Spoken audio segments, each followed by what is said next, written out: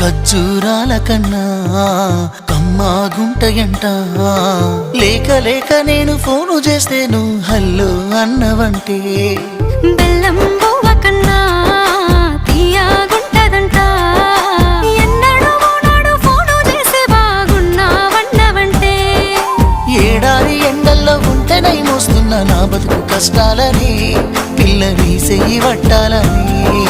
నల్లని సీకట్లో ఒకదాన్నే కూసున్న దిక్కులేని పచ్చినయ్యి బావా నువ్వెప్పుడొస్తావని.